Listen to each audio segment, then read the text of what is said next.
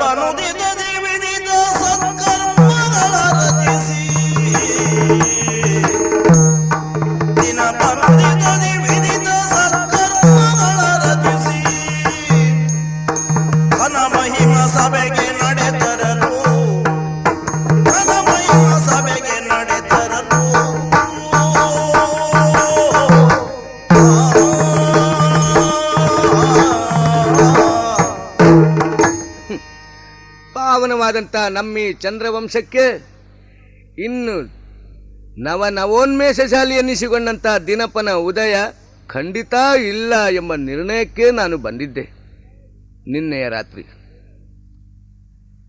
ಆದರೂ ದಿನಪನ ಉದಯ ಆಗದೇ ಇರುತ್ತದೆಯೇ? ನಿಯತ ಗತಿಯಲ್ಲಿ ಸಾಗುತ್ತಿರುವಂತಹ ದಿನಪನ ವರ್ತನೆಗೆ ಅನುಸಾರವಾಗಿ ಅವನು ಉದಯಿಸಿದ್ದಾನೆ. ಬಹುಶಃ ಭಾವಿ ಜನಾಂಗಕ್ಕೆ ಇದು ದಿನಪನ ಉದಯ. ಅಷ್ಟಾಗಬೇಕಾದ್ರೆ ಮುಂದಿನ ವೃದ್ಧಿಗೆ ಪೂರ್ವ ಸಿದ್ಧತೆಯಾಗಿ ಒಂದು ಕ್ಷಯ ಏರ್ಪಡಬೇಡವೇ? ಆ ದಿಸೆಯಲ್ಲೇ ನಮ್ಮ ವಂಶ ಸಾಗಿ ಬಂದಿದೆ. ಎಷ್ಟೋ ಏಳು ಬೀಳುಗಳನ್ನು ಜೀವನದಲ್ಲಿ ಕಂಡವನು ನಾನು. ಹೀಗಾಗಬಾರದಿತ್ತು ಎನ್ನುವುದನ್ನೇ ಯೋಚಿಸಿ ಅದನ್ನು ನೆರವೇರಿಸಿಕೊಳ್ಳುವತ್ತ ಸರ್ವ ಪ್ರಯತ್ನವನ್ನೂ ಸಾಧಿಸಿದ್ದೆ. ಎಲ್ಲವೂ ವಿಫಲಗೊಂಡಿತು. ರಣವೀಳ್ಯವನ್ನು ಶ್ರೀಕೃಷ್ಣನೇ ತನ್ನ ಕೈಯಿಂದ ಸ್ವೀಕರಿಸ್ತಾನೆ ಹೇಳುವಾಗ ಅಂಥವನ ಸಂಕಲ್ಪದ ಮುಂದೆ ನಮ್ಮದೇನು ನಡೆದಿತ್ತು? ಆಗಲಿ. ಹಾಗಾದರೆ ಶ್ರೀಕೃಷ್ಣನು ಇಂಥದ್ದೊಂದು ಮಹಾ ರಣಕ್ಕೆ ಪರಿಪೂರ್ಣ ಸಿದ್ಧತೆಯನ್ನೇ ಕಲ್ಪಿಸಿಕೊಂಡಿದ್ದಾನೆ ಅಂದರೆ ಹೊಟ್ಟು ಜೊಳ್ಳುಗಳೆಲ್ಲ ಹಾರಿ ಹೋಗಿ ಗಟ್ಟಿ ಕಾಳುಗಳು ಮಾತ್ರ ಉಳಿದು ಭಾವಿ ಜನಾಂಗಕ್ಕೆ ಒಂದು ಹೊಸ ಶಾಂತಿಯ ಸೌಹಾರ್ದದ ಸಮೃದ್ಧ ರಾಜ್ಯವೊಂದು ಕಲ್ಪಿತವಾಗಬೇಕು ಎಂಬ ಸಂಕಲ್ಪವನ್ನು ಹೊಂದಿದವನು ಹೇಳಿದು ಸ್ಪಷ್ಟವಾಯಿತಲ್ಲ. ಈ ಸಮಾಧಾನದಿಂದಲೇ ನಮ್ಮ ಕೌರವೇಶ್ವರನ ವಿನಂತಿಯನ್ನು ಒಪ್ಪಿಕೊಂಡೆ. ಸೈನ್ಯಾಧಿಪತ್ಯಕ್ಕೆ ಸಮ್ಮತಿಯನ್ನೂ ಕೊಟ್ಟೆ. ಆದ್ದರಿಂದಲೇ ಓಲಗ ಶಾಲೆಗೆ ಬರ್ತೇನೆ ಅಂತ ಹೇಳಿದ್ದಕ್ಕೆ ಅನುಸಾರವಾಗಿ ಈ ಸೂರ್ಯ ಉದಯಿಸಿದ ಈ ಹೊತ್ತಿನಲ್ಲೆದ್ದು ನಿತ್ಯ ಕರ್ಮಗಳನ್ನು ಪೂರೈಸಿದ್ದೇನೆ. ರಾಜಸ್ಥಾನಕ್ಕೆ ಅಭಿಮುಖವಾಗಿ ಸಾಗುತ್ತೇನೆ.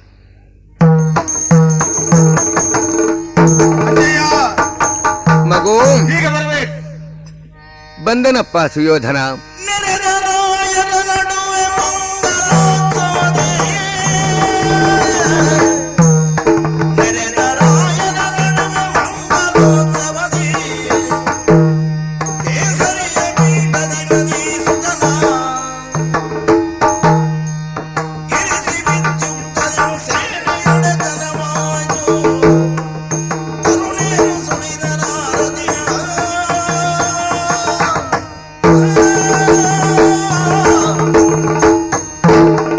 ಅಜ್ಜಯ್ಯ, ಮೊಮ್ಮಗನೇ. ಸ್ವಾಗತಕ್ಕಾಗಿ ಗುರುಗಳಾದ ದ್ರೋಣರನ್ನು ಮುಂದಿಟ್ಟು ನಾವು 100 ಮಂದಿ ನಿಂತಿದ್ದೇವೆ. ಹೌದಪ್ಪ, ಹೀಗೆ ಬರಬೇಕು. ಬಂದೆನಪ್ಪ. ರಾಜ್ಯಾಧಿಕಾರದ ನಿರ್ಣಯಕ್ಕೆ ಮಾತುಕತೆಯಿಂದ ಸಾಧ್ಯ ಇಲ್ಲ, ಕ್ಷತ್ರಿಯೋಚಿತವಾದ ಯುದ್ಧದಿಂದಲೇ ತೀರ್ಮಾನವಾಗಬೇಕು ಅಂತ ಶ್ರೀಕೃಷ್ಣ ಸಂಧಾನದಲ್ಲಿ ಏರ್ಪಟ್ಟ ನಿರ್ಬಂಧ. ಹೌದು. ಅದರಂತೆ ನಿನ್ನೆ ರಾತ್ರಿ ತಮ್ಮನ್ನು ಸೇನಾಪತ್ಯಕ್ಕಾಗಿ ನಿವೇದಿಸಿಕೊಂಡೆ. ಹೌದಪ್ಪ. ತಮ್ಮ ಮೊದಲಿನ ಅಭಿಪ್ರಾಯವನ್ನೇ ತಾವು ಪುನರುಚ್ಚರಿಸಿ ಸಂಧಿಗಾಗಿ ನನ್ನನ್ನು ಪ್ರೇರೇಪಿಸಿದರು. ನನ್ನ ನಿರ್ಧಾರಕ್ಕೆ ಒಪ್ಪಿದ ತಾವು ನಿನ್ನ ನಿಲುಮೆಯಿಂದ ಒಂದು ಅಂಗುಲವೂ ಅತ್ತ ಸರಿಯುವ ಸ್ವಭಾವವೇ ನಿನ್ನದ್ದಲ್ಲ ಹೇಳುದು ನನಗೆ ಚೆನ್ನಾಗಿ ಅರ್ಥ ಆಯ್ತು ಮಗು. ಆದ್ರಿಂದ ಅನ್ನದ ಋಣಕ್ಕೆ ಕಟ್ಟು ಬಿದ್ದು ಸೇನಾಪತ್ಯವನ್ನು ವಹಿಸಿಕೊಂಡಿದ್ದೇನೆ ಅಂತ ದೊಡ್ಡ ಮಾತನ್ನು ಹೇಳಿದ್ರಿ. ನನ್ನ ಅನಿವಾರ್ಯ ಕರ್ತವ್ಯವನ್ನು ಮನಗಂಡಿದ್ದೇನೆ ಮಗು. ಅಜ್ಜಯ್ಯ, ಓ, ರಾಯರೆಲ್ಲ ನೆರೆದಿದ್ದಾರೆ. 11 ಅಕ್ಷರಣೀಯ ಬೃಹತ್ ಸೇನೆ. ನಮಗೆಲ್ಲ ಗೊತ್ತದೆ ಹಸ್ತಿನಾವತಿಗೆ ಸಾವು ಸೇನಾಪತಿಗಳು. ಆದರೆ ದೃಢೀಕರಣಗೊಳ್ಳಬೇಕು. ಅದಕ್ಕಾಗಿ ಹಾಸಿನ ನಡೆಮುಡಿಯನ್ನು ಮೆಟ್ಟಿಕೊಂಡು ತಾವು ಬರಬೇಕು. ಆಗಲಪ್ಪ. ತಮ್ಮ ಶಾಲುಗಳನ್ನು ಹಡಪಗಳನ್ನು ನನ್ನ ತಮ್ಮಂದಿರು ಹೊತ್ತಿದ್ದಾರೆ. 11 ಅಕ್ಷೋಹಿಣಿಗೆ ಚಮೂಪತಿಗಳನ್ನು ಪ್ರತ್ಯೇಕವಾಗಿ ನಿರ್ಣಯಿಸಿದ್ದೇನೆ. ಅವರು ಉಘೆ ಉಘೆ ಅಂತ ಜಯಘೋಷವನ್ನು ಮಾಡುತ್ತಿರುವಂತೆ ಪವಿತ್ರ ತೀರ್ಥಗಳ ಶುದ್ಧ ಉದಕವನ್ನು ಕುಂಭಗಳಲ್ಲಿ ತುಂಬಿ ಪುರೋಹಿತರು ನಿಂತಿದ್ದಾರೆ. ಅಜಯ್ಯ, ಈ ಹೊತ್ತಿನಲ್ಲಿ ತಮಗೊಂದು ಪಟ್ಟಾಭಿಷೇಕವಾಗಬೇಕು. ಮೂಗಿನ ಕೊನೆಯ ಉಸಿರು ಇರುವ ತನಕವು ಸಿಂಹಾಸನವನ್ನು ಏರುವುದಿಲ್ಲ ಅಂತ ನಾನು ಶಪಥ ಮಾಡಿದ್ದೇನಪ್ಪ. ನಿನ್ನ ಕಾಲದಲ್ಲಿ ಸಿಂಹಾಸನ ಅಲ್ಲದಿದ್ರು ಸೇನಾಪತ್ಯ ಆ ಪಟ್ಟಬಂಧ ಮಹೋತ್ಸವದ ಸೌಂದರ್ಯವನ್ನು ಅನುಭವಿಸುವಂತಹ ಒಂದು ಸನ್ನಿವೇಶ ಏರ್ಪಟ್ಟಿತ್ತು. ತಮ್ಮ ಬದುಕೇ ಹಾಗೆ ಅಜ್ಜ. ತಮ್ಮಂದಿರಿಗೆ ಪಟ್ಟಾಭಿಷೇಕ, ತಂದೆಗೆ ಮದುವೆ ಮಾಡಿಸಿದವರು ತಾವು. ಅಜ್ಜನಿಗೊಂದು ಪಟ್ಟಾಭಿಷೇಕ ನಾನು ಮಾಡಿಸಿ ಬಿಡ್ತೇನೆ. ಜಯಘೋಷವಾಗಲಿ, ಘಂಟಾನಾದವಾಗಲಿ. ಆಯ್ತಲ್ಲ ಅಜ್ಜ? ಅಂತೂ ಮದುವನಿಗನನ್ನು ಮಂಗಳಾಂಗಿಯರು ಬಂದು ಮುತ್ತಿನ ಆರತಿ ಎತ್ತಿ ಒಂದು ಅಪ್ಪಣೆ ಕೇಳ್ತಾ ಇದ್ದಾರೆ, ಅಭಿನಂದನೆ ಸಲ್ಲಿಸ್ತಾರೆ. ನಾನು ಮದುವಣಿಗನಾಗಿ ಕೂತದ್ದಲ್ಲದಿದ್ರು ನಿನ್ನ ಕಾಲದಲ್ಲಿ ಹೆಮ್ಮಕ್ಕಳ ಕೈ ಆರತಿ ಎತ್ತಿಸಿಕೊಳ್ಳುವ ಸೌಭಾಗ್ಯ ಸಿದ್ಧಿಸಿತು. ಅದು ಪದ್ಧತಿ ಅಂತೆ. ಅಷ್ಟೇ ಆಗಲಪ್ಪ. ನೋಡು, ಒಂದು ಸೂಚನೆ ನಿನಗೆ ಕೊಡುವುದು. ನಿನಗೆ ನನ್ನಲ್ಲಿರುವಂತಹ ಭಕ್ತಿಯೋ ಗೌರವವೋ ನನ್ನನ್ನು ಎಷ್ಟು ಎತ್ತರದಲ್ಲಿಯೂ ಇರಿಸಿ ಕಾಣುವ ಕಣ್ಣು ನಿನಗೆ ಒದಗಿಸಿತು. ಈ 11 ಅಕ್ಷೋಹಿಣಿ ಸಂಖ್ಯೆಯಲ್ಲಿ ಸಮಾವೇಶಗೊಂಡಿರುವ ಇವರೆಲ್ಲರ ಬುದ್ಧಿ ಸಂಸ್ಕಾರ, ಮನೋಧರ್ಮ ಹೇಗೆ ಏನು ಇದರ ಕುರಿತು ಸಾಕಷ್ಟು ಪರಿಶೀಲನೆ ಮಾಡಿದವನು ನೀನೇ ತಾನೆ. ಅವರಿಗೆಲ್ಲ ಇದನ್ನು ತಿಳಿಯಪಡಿಸಿ ಕರೆದು ಹೇಳಿಕೊಟ್ಟು ಅವರಿಗೆ ನೆರೆದವರೆಲ್ಲ ಕೇಳಬೇಕು. ಈ ಭೀಷ್ಮನವರಿಂದ ಮೆರೆದು ದೇವರಿಗೆ,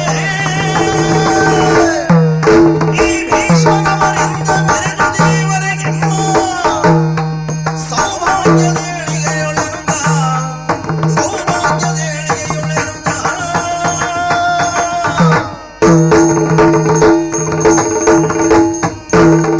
ನೆರೆದ ಮಿತ್ರರು, ಕಿರೀಟಪತಿಗಳು, ಏಕಾಶದ ಅಕ್ಷೋಹಿಣಿ ಸೇನೆ ಎಲ್ಲವೂ ಸ್ಪಷ್ಟವಾಗಿ ಕೇಳಬೇಕು. ಈ ಭೀಷ್ಮನವರು, ಇವರ ಬಗ್ಗೆ ನಾನು ವರ್ಣಿಸಬೇಕಾಗಿಲ್ಲ. ವರ್ತಮಾನ ಕಾಲದ ಭರತಖಂಡದ ಒಳಗಿನ ಹೊರಗಿನ ರಾಜರ ಕಿರೀಟಗಳ ಮಣಿಗಳಿಂದ ತನ್ನ ಕಾಲುಗಳನ್ನು ಬೆಳೆಸಿಕೊಳ್ಳುತ್ತಿರುವ, ಕ್ಷತ್ರಿಯರಲ್ಲಿ ಕ್ಷತ್ರಿಯನಾಗಿ, ಬ್ರಾಹ್ಮಣರಲ್ಲಿ ಬ್ರಾಹ್ಮಣನಾಗಿ, ವೀರರಲ್ಲಿ ಮಹಾವೀರನಾಗಿ ಮೆರೆಯುತ್ತಿರುವ ಈ ಭೀಷ್ಮನವರಿಂದ 3 ತಲೆಮಾರುಗಳ ಕಾಲ ನಮ್ಮ ವಂಶದ ಏಳಿಗೆ ಸೌಭಾಗ್ಯ ಮೆರೆದದ್ದು ನಿಮ್ಗೆ ಗೊತ್ತಿದೆ. ಈಗ ನಮ್ಮ ಸೈನ್ಯದ ಆಧಿಪತ್ಯವನ್ನು ವಹಿಸಿ ಪಾಂಡವರನ್ನು ತಡೆದು ನನಗೆ ಸಿಂಹಾಸನವನ್ನು ಸ್ಥಿರ ಮಾಡುವ ಮಹತ್ತರವಾದ ಉದ್ಯೋಗಕ್ಕೆ ಅವರು ಹೊರಟಿದ್ದಾರೆ. ನಿಮ್ಮೆಲ್ಲರ ಸಹಕಾರ, ಸಹಾಯ ಅವರಿಗೆ ಸಂಪೂರ್ಣವಾಗಿ ಸಿಗಬೇಕು. ನಾನು ಒಬ್ಬ ಸೈನಿಕನಾಗಿ ಅವರ ಸೇನೆಯಲ್ಲಿ ಹಿಂಬಾಲಿಸ್ತೇನೆ. ನೀವೆಲ್ಲ ಒಪ್ಪಿಕೊಳ್ಳಬೇಕು. ತೂರ್ಯಧ್ವನಿಗಳಾಗಲಿ, ಕಾಳೆಗಳಾಗಲಿ, ಕಾಗಟ ಹೊಡೆಯಿರಿ. ಕಿರಿಸಿ ನಿಮ್ಮಲ್ಲಿ ಭಾನುಜಾತರುಡಿಯೇ ಜಗಳ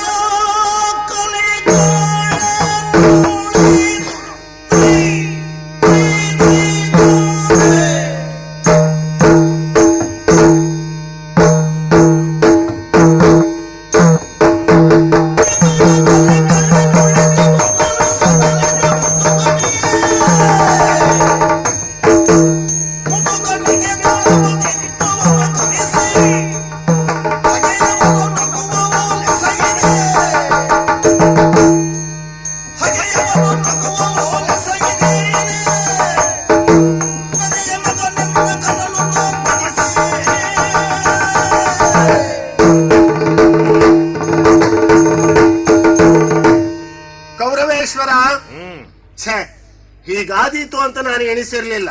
ಹೀಗಾಗಬೇಕು ಅಂತ ಖಂಡಿತ ಆಶಿಸಿರ್ಲಿಲ್ಲ. ಅಂದ್ರೆ ಎಂತೆಂತಹ ಗಣ್ಯರೆಲ್ಲ ಇದ್ದಾರೆ ಈ ಸಭೆಯಲ್ಲಿ. ಆದರೂ ಕೂಡ ಏಕಸೂತ್ರತ ನ್ಯಾಯೇನ ಹೋರಾಟದಲ್ಲಿ ಒಬ್ಬನ ನೇತೃತ್ವದಲ್ಲಿ ಉಳಿದವರೆಲ್ಲ ದುಡಿಯಬೇಕು, ಇದು ಸತ್ಯವೇ. ಆದ್ರೆ ಭೀಷ್ಮನಿಗೆ ಸೇನಾಧಿಪತ್ಯ ಹೀಗೆ ಹೇಳಿದ್ದುಂಟಲ್ಲ, ನಾವು ನಗಾಡೋದಲ್ಲ, ನಮ್ಮ ಹಗೆಗಳು ಕೂಡ ನಗುವಂತಾಯಿತು. ಯಾಕೋ ಎಂತೆಂತಹ ವೀರಾಗ್ರೇಸರರಿದ್ದಾರೆ ಇಲ್ಲಿ. ಅಂತಹ ಕದನ ಕಲಿಗಳನ್ನೆಲ್ಲ ಉಳಿದು ತೊಗಲು ಸಡಿಲಿದ ಮುದುಕ. ಈ ಮುದುಕ 800 ವರ್ಷದ ಹತ್ರ ಆಯ್ತು. ಇಷ್ಟು ಸುದೀರ್ಘ ಕಾಲ ಬಾಳಿದ್ರು ಈ ಮನೆತನದ ಒಡಕು ತೊಡಕುಗಳನ್ನು ತೊಡೆಯುವುದಕ್ಕೆ ಅಸಮರ್ಥನಾದವ. ಮತ್ತೆ ಈ ಕದನದಲ್ಲಿ ಇವನು ಸಮರ್ಥನಾಗಿ ದುಡಿಯಬಲ್ಲನೆ, ಉಳಿದವರಿಂದ ದುಡಿಸಿಕೊಳ್ಳಬಲ್ಲನೆ. ಇಂಥವನಿಗೆ ಆಧಿಪತ್ಯವನ್ನು ಕೊಟ್ಟೆಯಲ್ಲ, ಅಪಮಾನ. ಇದು ನಮಗೆಲ್ಲ ಬಹಳ ಬೇಸರದ ವಿಷಯ.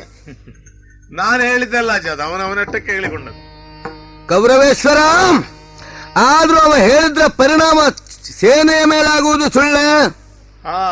ಆದ್ರಿಂದ ಉಂಟಾಗುವ ದುಷ್ಪರಿಣಾಮವನ್ನು ನಿವಾರಿಸಿಕೊಡಬೇಡವೇ? ಕೇಳಲಿ.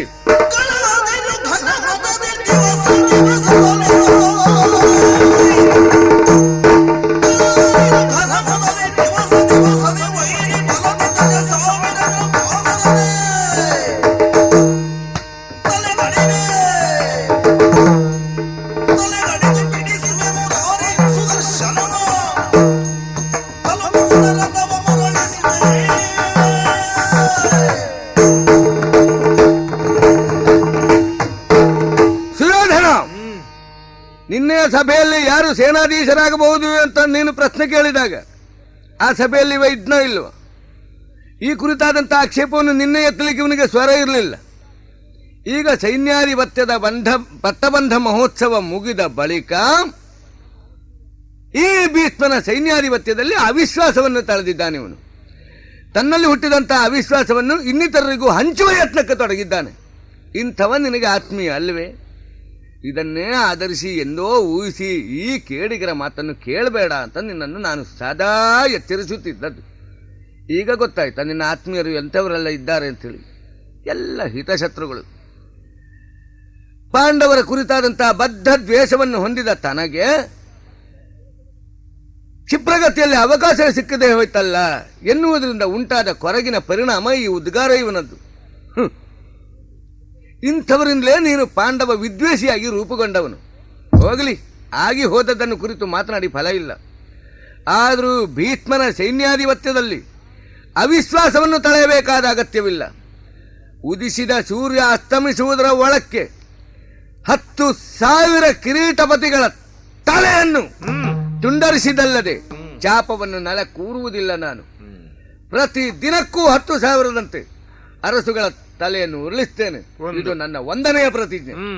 ಅಷ್ಟೇ ಅಲ್ಲ, ನನ್ನ ಸೈನ್ಯಾಧಿಪತ್ಯದ ಕಾಲದಲ್ಲಿ ಆಯುಧ ಪಾಣಿಯಾಗಲಾರೆ ಎಂದು ನಿನ್ನಲ್ಲಿ ವಾಗ್ದಾನವನ್ನು ನೀಡಿದಂತಹ ಶ್ರೀಕೃಷ್ಣ ತಾನು ಆಯುಧ ಪಾಣಿಯಾಗಿ ರಣಕಣಕ್ಕೆ ಧುಮ್ಮಿಕ್ಕುವಂತೆ ಮಾಡ್ತೇನೆ. ಮಾತ್ರವಲ್ಲ, ಆಕಾಶಕ್ಕೆ ಆಕಾಶವೇ, ಸಾಗರಕ್ಕೆ ಸಾಗರವೇ ಉಪಮೆಯಾಗಿರುವಂತೆ ರಾಮರಾವಣರ ಯುದ್ಧಕ್ಕೆ ರಾಮರಾವಣರ ಯುದ್ಧ ಮಾತ್ರವೇ ಉಪಮೆ ಎಂಬ ನಿಲುಮೆಯಿಂದ ನಡೆಯುತ್ತಿರುವಂತಹ ಯುದ್ಧದಲ್ಲಿ ಅಭಿಮುಖನಾಗಲಾರೆ ಎಂಬ ತನ್ನ ಧೋರಣೆಯ ಪ್ರತಿಪಾದನೆಗಾಗಿ ಅರ್ಜುನನ ರಥಾಗ್ರದಲ್ಲಿ ಬೆನ್ನು ಹಾಕಿ ಕುಳಿತಿರಬಹುದಾದಂತಹ ಆ ಆಂಜನೇಯ ಹಿಂದಿನ ಯುಗದ ಬ್ರಹ್ಮಚಾರಿ ಒಂದು ಕ್ಷಣಕ್ಕಾದರೂ ರಾಮರಾವಣರ ಯುದ್ಧಕ್ಕೂ ಮಿಗಿಲನ್ನಿಸುವ ಯುದ್ಧ ಇದು ಎನ್ನುವುದನ್ನು ಮೂಡಿಸಿಕೊಡ್ತೇನೆ. ಒಂದು ಕ್ಷಣಕ್ಕಾದರೂ ಅಭಿಮುಖನಾಗಿ ಕುಳಿತುಕೊಳ್ಳುವ ಹಾಗೆ ಮಾಡ್ತೇನೆ.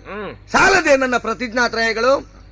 ಆದ್ರೆ ಒಂದುಂಟು, ನಿಮಗೆಲ್ಲ ಗೊತ್ತುಂಟು, ಗಂಡು ಅಲ್ಲದ ಹೆಣ್ಣು ಅಲ್ಲದ ವ್ಯಕ್ತಿತ್ವದವರು ನನ್ನ ಎದುರಿಗೆ ಬಂದ್ರಾದ್ರೆ ಆ ಕ್ಷಣಕ್ಕೆ ನಾನು ಶಸ್ತ್ರ ಸನ್ಯಾಸವನ್ನು ಕೈಗೊಳ್ಳಬೇಕಾದ ಅನಿವಾರ್ಯತೆ ನನ್ನ ಜೀವನದಲ್ಲಿ ಆಗಿ ಹೋದ ಪ್ರಕರಣದಿಂದಲೇ ಉಂಟಾದದ್ದು ಹೇಳುದು ನಿಮಗೆಲ್ಲ ತಿಳಿದಿರುವಂತಹ ಸಂಗತಿ. ಆ ಕುರಿತು ನೀವೆಲ್ಲ ಎಚ್ಚರಿಕೆ ವಹಿಸಬೇಕು. ಹಾಗಾದ್ರೆ ಇನ್ನು ತಡ ಮಾಡುವುದರಲ್ಲಿ ಅರ್ಥ ಇಲ್ಲ. ಒಂದು ಮಾತು, ಈ ಕರ್ಣನ ಯೋಗ್ಯತೆಯ ಬಗೆಗೆ ನಿನಗೆ ಸರಿಯಾಗಿ ಹೇಳುವುದಿದ್ರೆ ನನ್ನ ಸೇನೆಯಲ್ಲಿ ಅವನು ಕುಳಿತರೆ ಹೋರಾಡುವುದಿದ್ರೆ ಅರ್ಧರಥಿಕರ ಸಾಲಿನಲ್ಲಿ ನಿಂತುಕೊಂಡು ಹೋರಾಡಬೇಕು ಅಷ್ಟೇ. ಕೌರವೇಶ್ವರ, ಮೊದಲಿನಿಂದಲೂ ಓರೆಗಣ್ಣಿನಲ್ಲಿ ನೋಡುವ ಈ ಮನುಷ್ಯ ಮುಖ ನೋಡಿ ಮಾತಾಡಿ ಅಭ್ಯಾಸ ಇಲ್ಲ ನನ್ನಲ್ಲಿ. ಇಂಥವರ ನೇತೃತ್ವದಲ್ಲಿ ರಣಕಣಕ್ಕೆ ಕಾಲಿಡ್ಲಿಕ್ಕಿಲ್ಲ ನಾನು. ಅಜಯ, ನಡೆದದ್ದು ನಡೆದು ಹೋಯ್ತು. ಯುದ್ಧ ನಡಿಬೇಕಾದ್ದು ನಮಗೆ ಕರ್ತವ್ಯ. ಸೇನೆಯನ್ನು ಮುನ್ನಡೆಸಿಕೊಂಡು ಕುರುಕ್ಷೇತ್ರಕ್ಕೆ ಪ್ರವೇಶ ತೆರಳೋಣ.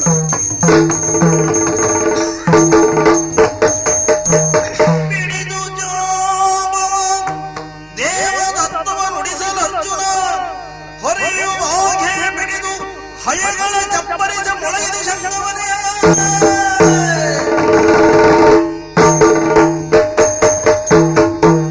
ದೇವಾ ಅರ್ಜುನ, ಧರ್ಮ ಸೈನ್ಯಾಧ್ಯಕ್ಷನನ್ನಾಗಿ ನನ್ನನ್ನು ಆಯ್ಕೆ ಮಾಡುವಲ್ಲಿ ನೀನು ಬಹಳ ಪರಿಶ್ರಮ ಪಟ್ಟಿದ್ದಿ ಅನ್ನುವುದು ಅನುಭವವೇದ್ಯವಾದಂತಹ ಸತ್ಯ.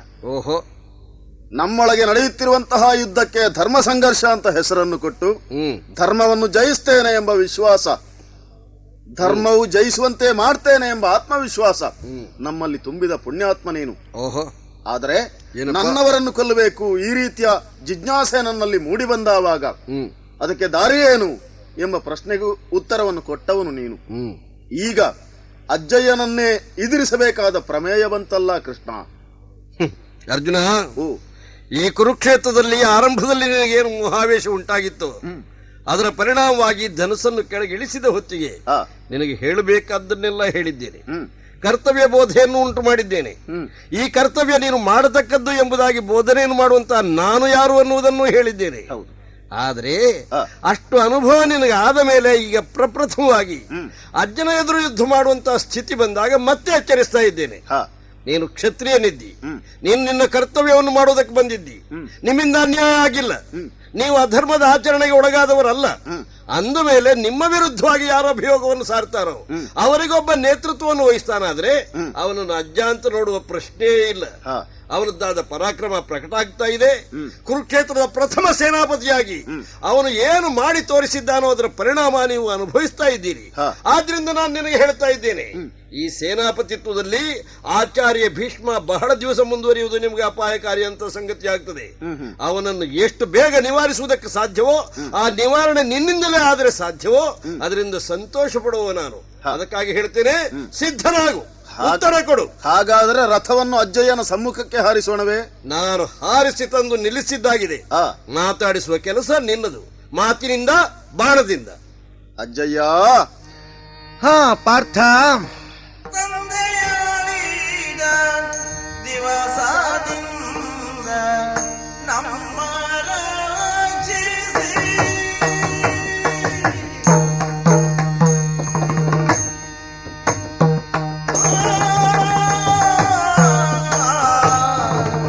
ತಂದೆಯಾಳಿದ ದಿವಸದಿಂದ ನಮ್ಮ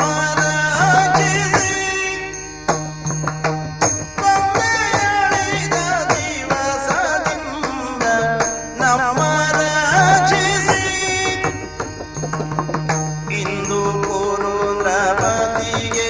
ಸಹಾಯದಿಂದ ಗರ್ವಿಸಿ, ಇಂದು ಪುರುಂದ್ರಪತಿಗೆ ಸಹಾಯದಿಂದ ಗರ್ವಿಸಿ,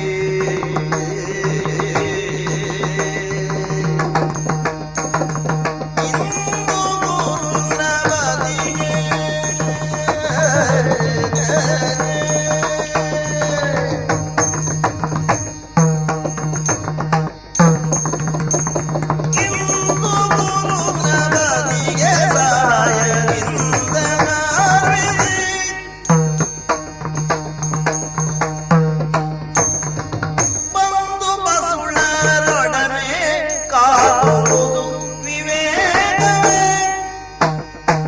ಬಂದು ಬಸುಳರೊಡನೆ ಕಾದುವುದು ವಿವೇಕವೇ, ಕಂದರುಭಯ ಪಕ್ಷದಲ್ಲಿ ನಿಮಗೆ ಬೇಡವೇ, ಕಂದ ಉಭಯ ಪಕ್ಷದಲ್ಲಿ ನಿಮಗೆ ಬೇಡವೇ.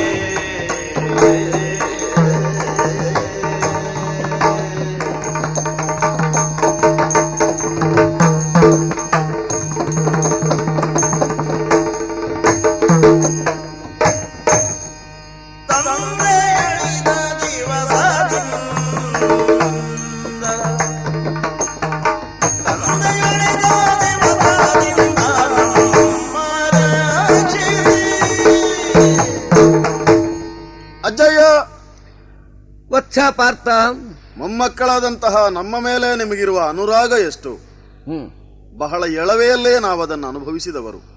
ಅಲ್ಲ, ಶತಶೃಂಗಾದ್ರಿಯಿಂದ ಋಷಿಗಳೆಲ್ಲ ಅನಾಥರಾದ ತಬ್ಬಲಿಗಳಾದ ನಮ್ಮನ್ನು ಕರೆತಂದಾಗ ಇವರು ಪಾಂಡುವಿನ ಮಕ್ಕಳು ಅಂತ ಹೇಳಿದಾಗ ಯಾಕೆ ಏನು ಅಂತ ನೀವು ಪ್ರಶ್ನೆ ಮಾಡಲಿಲ್ಲ. ಋಷಿಗಳು ಹೇಳಿದ ಮೇಲೆ ಪ್ರಶ್ನಿಸುವ ಅಧಿಕಾರವೂ ಮುನಿರ್ಯಸ್ಯ ವಚ ಪ್ರಮಾಣಂ ಎನ್ನುವಂತೆ ನಮ್ಮನ್ನು ಒಪ್ಪಿದ್ದೀರಿ.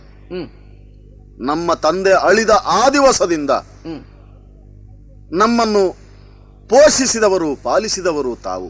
ಹೌದು. ಅಷ್ಟೇ ಅಲ್ಲ, ನಿಮ್ಮ ತಂದೆ ಅಳಿದ ದಿವಸದಿಂದಲೂ ನಮ್ಮನ್ನು ಅರ್ಥಾತ್ ಈ ಚಂದ್ರವಂಶವನ್ನು ಪೋಷಿಸುವ ಹೊಣೆಯನ್ನು ಹೊತ್ತವರು ನೀವು. ಓಹೋ.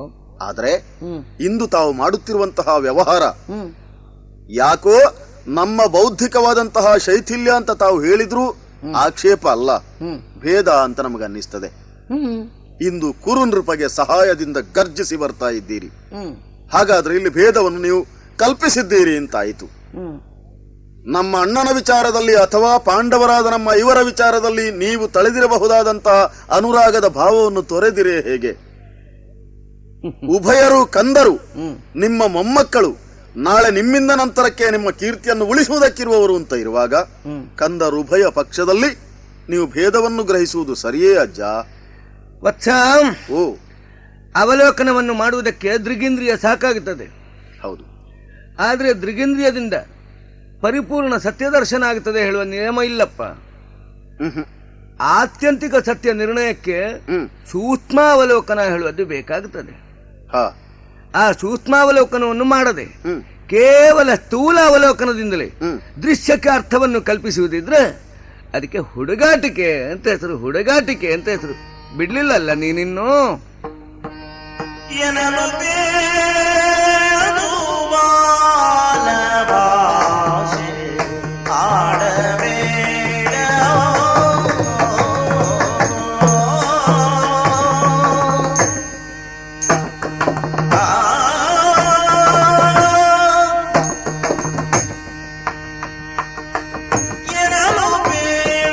ಅರ್ಜುನ, ಅಜ್ಜಯ್ಯ,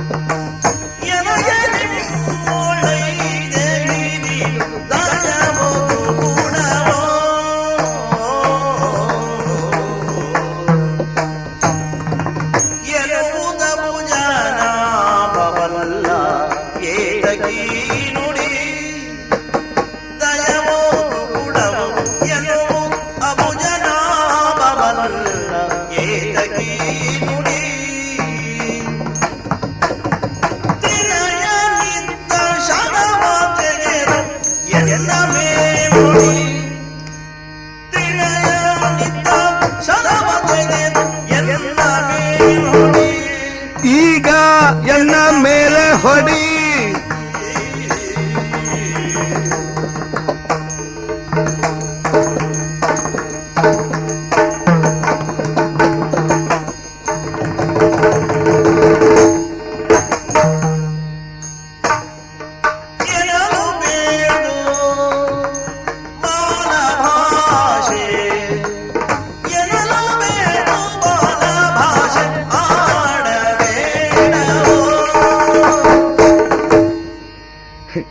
ವತ್ಸ, ಅಜ್ಜ, ನಿನ್ನ ತರ್ಕ ಪೂರ್ಣ ಸಾಧುವಲ್ಲ ಮಗು. ಯಾಕೋ?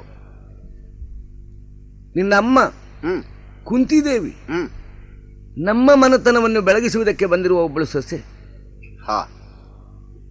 ನಮ್ಮ ಮನೆಯ ಹೆಣ್ಣು ಮಗು. ಶತಶೃಂಗ ಪರ್ವತದಲ್ಲಿ ಅವಳಿಗೆ ಹೆರಿಗೆಯಾದ ವರ್ತಮಾನ ನಮ್ಮ ಅಂತಃಪುರದ ತನಕ ಮುಟ್ಟುತ್ತದೆ. ಚಾವಡಿಯಲ್ಲಿ ಕೂತು ಪರುಪತ್ತಿಯನ್ನು ನಾಡ್ತಾ ಇರುವ ನನಗದು ತಿಳಿಯುವುದಿಲ್ವೇ? ಆದರೂ 4 ಸೂಲಗಿತ್ತಿಯರನ್ನೋ ಒಂದಿಷ್ಟು ಬಾಣಂತಿ ಮದ್ದನ್ನು ಕಳುಹಿಸಿಕೊಟ್ಟವನು ನಾನಲ್ಲ. ಹಾಗೆಂದು 5 ಮಕ್ಕಳನ್ನು ಕರೆದುಕೊಂಡು ಆಕೆ ಅರಮನೆಯ ಬಾಗಿಲಿಗೆ ಋಷಿ ಜನರನ್ನು ಮುಂದಿಟ್ಟುಕೊಂಡು ಬಂದಾಗ ಸ್ವೀಕರಿಸಿದ್ದೆ.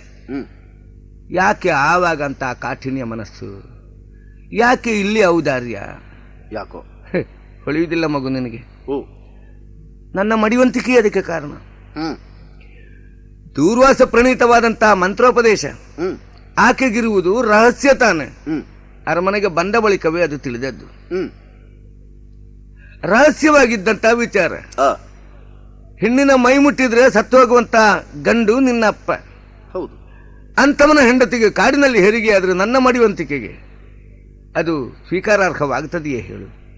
ಆದರೂ ನಮ್ಮನ್ನು ಸ್ವೀಕರಿಸಿದ್ದು ಸತ್ಯ, ಹೌದಲ್ಲ? ಋಷಿ ಪ್ರಣೀತವಾದ ಬಳಿಕ ಆ, ಮಗು ಆ, ನಮ್ಮ ಮನೆಯ ಕುಡಿಗಳು ಹ್ಮ್ ಎನ್ನುವುದರಿಂದ ಅಮಿತ ವಾತ್ಸಲ್ಯದಿಂದ ನಮ್ಮನ್ನು ಪೋಷಿಸಿದ್ದೆ. ಹ್ಮ್ 106 ಮೊಮ್ಮಕ್ಕಳನ್ನು ಹೊಂದಿದ ಹ್ಮ್ ಶ್ರೀಮಂತ ಧೀಮಂತ ಅಜ್ಜ ನಾನು ಎಷ್ಟು ಸಂಭ್ರಮ ಪಟ್ಟಿದ್ದೆ ಗೊತ್ತೇ. ಹ್ಮ್ ಆ ಆಡುಂಬಲದಲ್ಲಿ ಆಡುವ ಪ್ರಾಯದ ಹುಡುಗರಲ್ಲಿ ಹ್ಮ್ ಧರ್ಮರಾಯನ ವರಿಷ್ಠತೆಯನ್ನು ಗುರುತಿಸಿದ್ರ ದ್ಯೋತಕವೇ ಯೌವರಾಜ್ಯಾಭಿಷೇಕವನ್ನು ನಾನು ಅವನಿಗೆ ಮಾಡಿದ್ದೆ.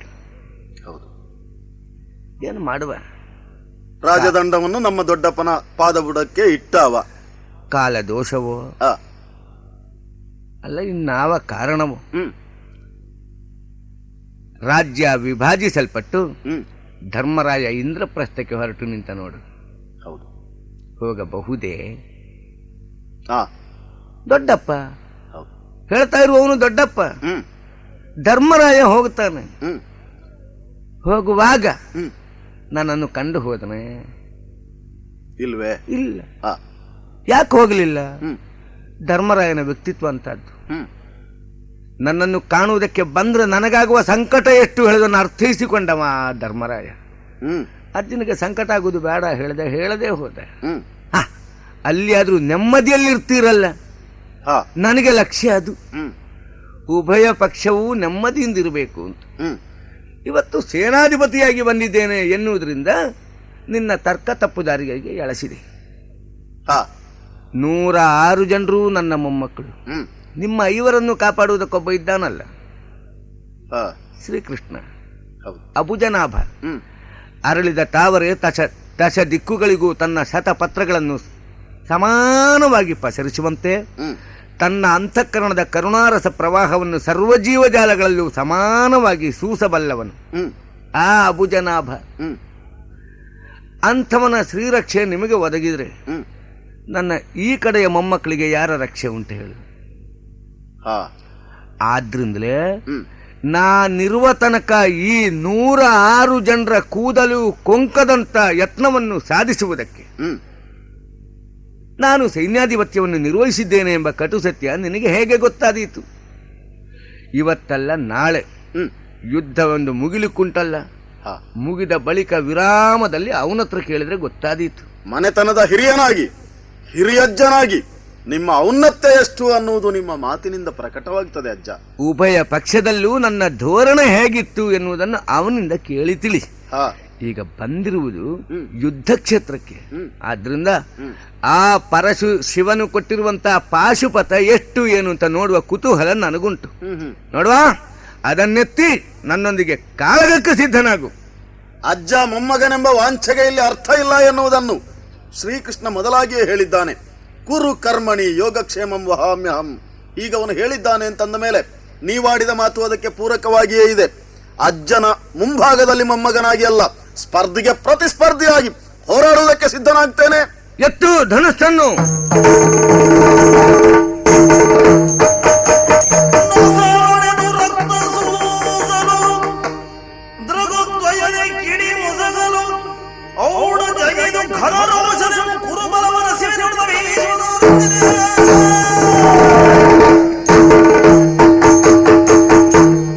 ಏನೇ ಆಶ್ಚರ್ಯ! ಸಾರಥ್ಯದ ಕರ್ಮದಲ್ಲಿ ನಿರತ ನಾನು. ಆ ಕಡೆ ಈ ಕಡೆ ಏನಾಗ್ತದೋ ಅದು ನನಗೆ ಬೇಕಾದ್ದಾಗಿರ್ಲಿಲ್ಲ. ಅರ್ಜುನ ಮತ್ತು ಭೀಷ್ಮರ ಯುದ್ಧದಲ್ಲಿ ನನ್ನವನನ್ನು ಕಾಪಾಡುವುದಕ್ಕೆ ಏನು ಬೇಕೋ ಅದನ್ನು ಮಾತ್ರ ಯೋಚಿಸುತ್ತಿದ್ದವ ನಾನು. ಆದರೆ ಈಗ ಆಗಿರುವುದೇನು? ಬಾಣವೊಂದು ಬಂದು ನನ್ನ ಹಣೆಯನ್ನು ಭೇದಿಸಿದೆ. ನೆತ್ತರು ಸುರಿಯುತ್ತಾ ಇದೆ. ನೆತ್ತರನ್ನು ಕೈಯಿಂದ ಒತ್ತಿ ನೋಡ್ತಾ ಇದ್ದೇನೆ. ಭೀಷ್ಮ ಈ ಕೆಲಸವನ್ನು ಮಾಡಿದ್ದಾನೆ. ಅವನ ಅಕ್ರಮಕ್ಕಾಗಿ ರೋಷ ಉಂಟಾಗ್ತಾ ಇದೆ. ರಣಕ್ಷೇತ್ರದಲ್ಲಿ ಸಾರಥಿಯನ್ನು ಘಾದಿಸುವ ಮಹಾದೊಡ್ಡ ಕಾರ್ಯವನ್ನು ಮಾಡಿದ್ದೇನೆ ಅಂತಿದೆಯೇನು ಅವನಿಗೆ? ಹಾಗಾದ್ರೆ ಇದು ಹಾಗೆ ಬಿಡತಕ್ಕ ಸಂಗತಿಯಲ್ಲ. ಯಾವನೋ ಒಬ್ಬ ಪ್ರಮಾದದಿಂದ ನನ್ನ ಹಣೆಗೆ ಬಾಣವನ್ನು ತಾಗಿಸಿದ್ರೆ ನಾನು ಯೋಚಿಸ್ತಾ ಇರಲಿಲ್ಲ. ಧನುರ್ಧರನಾಗಿ ಯೋಗ್ಯತಾವಂತನಾಗಿ ಬೆರೆದಂತ ಭೀಷ್ಮ ನನ್ನ ಹಣೆಗೆ ಹೊಡೆದಿದ್ದಾನೆ ಅಂತ ಆದ ಮೇಲೆ, ಸಾರಥಿಯನ್ನು ಘಾತಿಸಿದ್ದಾನೆ ಅಂತ ಆದ ಮೇಲೆ ಇದಕ್ಕೆ ತಕ್ಕ ಪ್ರತಿಕ್ರಿಯೆ ಆಗಲೇಬೇಕು.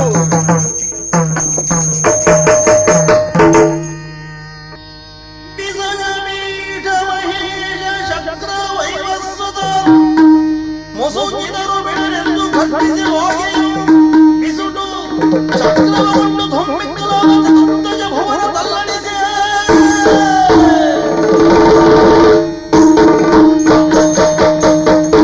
ನನಗುಂಟಾದಂತಹ ರೋಷ ಏನಿದೆಯೋ ಅದನ್ನು ಪ್ರಕಟ ಮಾಡುವಲ್ಲಿ ಈ ವಾಘೆ ನನಗೆ ಆತಂಕಕಾರಿಯಾಗುವುದಿಲ್ಲ.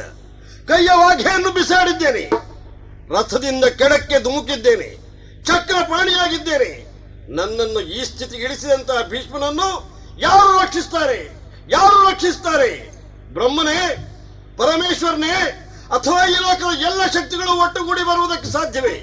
ದೇವೇಂದ್ರನೇ ಇಳಿದು ಬರ್ತಾ ಇರುವ ದೇವತೆಗಳನ್ನೆಲ್ಲ ಸೇರಿಸಿಕೊಂಡು ಆಗಲೂ ಹಿಮ್ಮೆಟ್ಟುವನಲ್ಲ, ಇವನ ತಲೆಯನ್ನು ಕಡಿದು ಹಾಕ್ತೇನೆ, ಕಡಿದು ಹಾಕ್ತೇನೆ. ಹಾ ಹಾ ಹಾ ಹಾ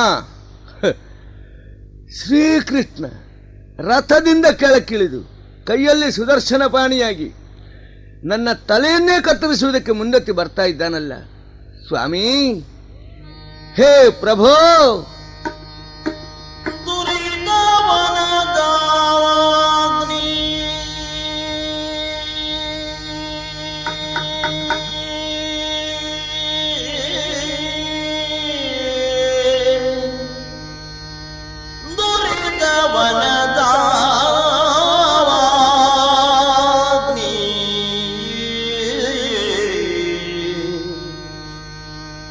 ಲಕ್ಷ್ಮೀವರ ಮುಕುಂದ ಮುರಾರಿ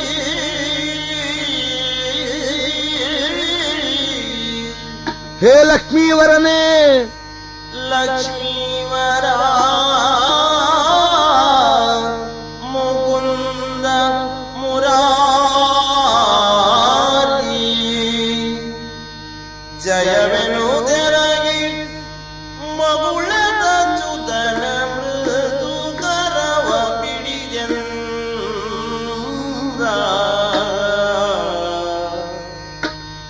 ಶ್ರೀ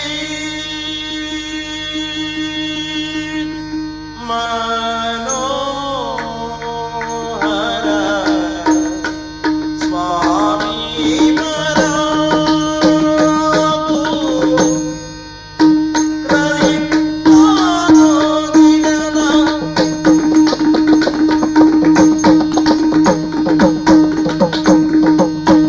ಶ್ರೀ ಮನೋಹರ ಸ್ವಾಮಿ ಮರಾಗು ಶ್ರೀ ಮನೋಹರ ಸ್ವಾಮಿ ಮರಾಗು ಪ್ರೇಮದೋ ಎನ್ನಯ ನುಡಿಯಲಾಲಿಸಬೇಕು ಪ್ರೇಮದೋಳೆನ್ನಯ ನುಡಿಯಲಾಲಿಸಬೇಕು.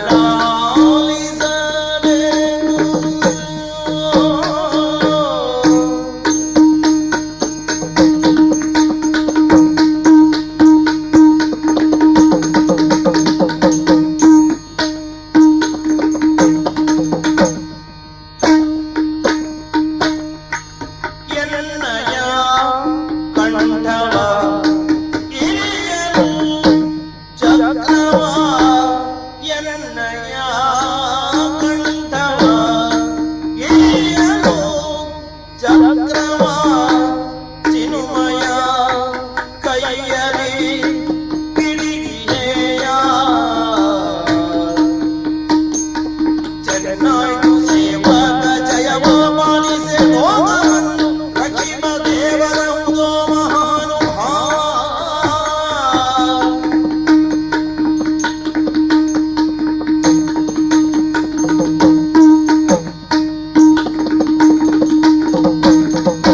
ಚೆನ್ನಾಯ್ತು ಸೇವಕ ಜಯವ ಪಾಲಿಗ ಲೋಕವನ್ನು ರಕ್ಷಿಪ ದೇವರೌದೋ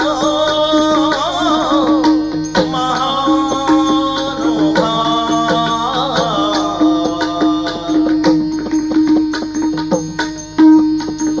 ಶ್ರೀ ಮನೋಹರ ಸ್ವಾಮಿ ಮರಾಗು. ಹೇ ಶ್ರೀ ಮನೋಹರನೇ, ಸತಿಯೊಬ್ಬಳ ಕೈಯನ್ನು ಹಿಡಿದಂತಹ ಪುರುಷ ನೀನು. ಆ ನಿನ್ನ ಕೈ ಹಿಡಿದು ಧನ್ಯತೆಯನ್ನು ಕಂಡ ಶ್ರೀ ದೇವಿಯೋ ವಿಶಾಲ ವಿಶ್ವಕ್ಕೆ ಮಹಾಮಾತೆಯಾಗಿ ಪರಿಣಮಿಸಿದವಳು ಅನ್ನುವಾಗ ನೀನವಳ ಕೈಯನ್ನು ಹಿಡಿಯುವುದರ ಮೂಲಕ ವಾತ್ಸಲ್ಯ ಗುಣ ಭರಿತನಾದೆ. ತನ್ನ ಮಗು ಎಂಬ ಕಾರಣದಿಂದ ಹೆತ್ತ ಮಾತೆಗೆ ಆ ಮಗುವಿನ ಬಗೆಗಿನ ಮಮತೆ ನಿಸರ್ಗ ಸಿದ್ಧವಾಗಿ ಲಭ್ಯವಾಗುತ್ತದೆ. ಆದರೂ ಪ್ರೀತಿ ಎಂದು ಹೆಸರಿಸಲ್ಪಡುತ್ತದೆ ಆ ಅಂತಃಕರಣ. ಸವ್ಯಾಜ ಅಂತಃಕರಣವನ್ನೇ ಅಲ್ಲಿವೆ ಪ್ರೀತಿ ಅಂತ ಹೆಸರಿಸುವುದು. ನಿನ್ನದು ಅವ್ಯಾಜ ಅಂತಃಕರಣ. ಆದ್ರಿಂದಲೇ ಸಕಲ ಸಚರಾಚರ ಜೀವಜಾಲಗಳಲ್ಲಿ ನೀನು ತಳೆಯುವುದು ಪ್ರೀತಿಯನ್ನಲ್ಲ, ಪ್ರೇಮವನ್ನು. ಯಾವುದೇ ಕಾರಣದಿಂದ ಹೊರಹೊಮ್ಮುವುದಲ್ಲ. ಅಂಥ ಪ್ರೇಮ ಸ್ವರೂಪನಾದಂಥ ನೀನು ನಾನಾಡುವ ಎರಡು ಮಾತುಗಳನ್ನಾದರೂ ಪ್ರೇಮದಿಂದಲೇ ಕೇಳಬೇಕು ಸ್ವಾಮಿ. ವಾತ್ಸಲ್ಯ ವಾರಿಧಿ ಎನ್ನಿಸಿಕೊಂಡವನು ನೀನು. ನನ್ನನ್ನು ಕೊಲ್ಲುವುದಕ್ಕಾಗಿ ಚಕ್ರಪಾಣಿಯಾಗಿ ಧರೆಗಿಳಿದೆಯ. ಆವಾಗ ಪ್ರಶ್ನಿಸಲ್ಪಡ್ತದೆ ಸ್ವಾಮಿ ನಿಮ್ಮ ವರ್ತನೆ. ಯಾಕೆಂದ್ರೆ ನಂಬಿದವರ ಕೈಬಿಟ್ಟವನಲ್ಲ ಎಂಬ ಬಿರುದನ್ನು ಹೊತ್ತವನು ನೀನು. ಸೇವಕ ಮಾಡುವ ಸೇವೆಯಿಂದ ಅವನ ಬಗೆಗೆ ತನ್ನನ್ನೇ ತಾನು ಒಪ್ಪಿಸಿಕೊಳ್ಳುವಂತಹ ಸೇವ್ಯನು ನೀನಂತೆ. ಆ ಕಾರಣದಿಂದಲೇ ಸೇವಕ ಚಯವನ್ನು ಪರಿಪಾಲಿಸುವ ಬಿರುದು ನಿನ್ನದ್ದಂತೆ. ನಿನ್ನ ಭಕ್ತನಲ್ಲವೇ ಸ್ವಾಮಿ. ನೀನು ಈ ಪ್ರಪಂಚದಲ್ಲಿ ಈ ರೂಪದಿಂದ ಕಾಣಿಸಿಕೊಳ್ಳುವುದಕ್ಕಿಂತ ಎಷ್ಟೋ ಶತಮಾನಗಳ ಮೊದಲೇ ನಿನ್ನ ಆಳೆತ್ತರದ ಪ್ರತಿಮೆಯನ್ನು ನನ್ನ ಮನೆಯ ಅಂಗಳದಲ್ಲಿ ಸ್ಥಾಪಿಸಿಕೊಂಡು ಅನುದಿನವೂ ಹೇ ವಾಸುದೇವ ಎಂದು ನಿನ್ನನ್ನು ಕೊಂಡಾಡುತ್ತಿದ್ದವನು ನಾನಲ್ಲವೇ ಸ್ವಾಮಿ. ಅಂಥ ನನ್ನನ್ನು ಈ ಹೊತ್ತಿನಲ್ಲಿ ಕೊಲ್ಲುವುದಕ್ಕೆ ನೀನು ಉದ್ಯುಕ್ತನಾದರೆ ಭಕ್ತಪರಾಧೀನತಾ ಎಂಬ ನಿನ್ನ ವ್ಯಕ್ತಿತ್ವವೇ ಪ್ರಶ್ನಿಸಲ್ಪಡುವುದಿಲ್ಲವೇ? ಭಕ್ತರನ್ನು ಪರಿಪಾಲಿಸುವ ಹೌದಪ್ಪ ಹೌದು ಎಂಬ ಕಟಕಿ ವಾತು ನಾಳೆ ವಿದ್ವಜ್ಜನರ ಬಾಯಿಂದ ಬರಲಿಕ್ಕಿಲ್ವೇ? ನಿನ್ನ ವರ್ತನೆಯ ಅರ್ಥ ಏನೋ ನನಗೆ ತಿಳಿಯದು. ನೀನು ಕೊಲ್ಲುವುದೇ ಹೌದು ಅಂತಾದರೆ ಸಂತೋಷದಿಂದ ಸ್ವಾಗತಿಸ್ತೇನೆ ಸ್ವಾಮಿ. ಯಾಕೆ ಬಲ್ಲೆಯ, ನನಗೂ ಸಾಕಾಗಿ ಹೋಗಿದೆ, ಇಲ್ಲಿ ಸಾಕಾಗಿ ಹೋಗಿದೆ.